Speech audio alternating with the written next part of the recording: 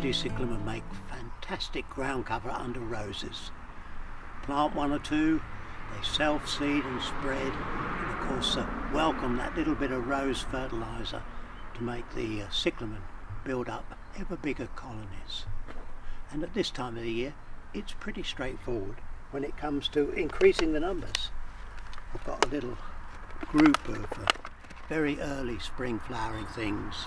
First of all, there's the winter aconites, and you can see how these have set seed and there are seedlings spreading out gently from that. And then with the snowdrops, if you lift with a really big clump of soil at this time of the year, they'll move without really noticing it. Next year this would become quite a bigger clump. And exactly the same can be done with the hardy cyclamen. You can lift those with some soil around the roots and they'll transplant quite easily.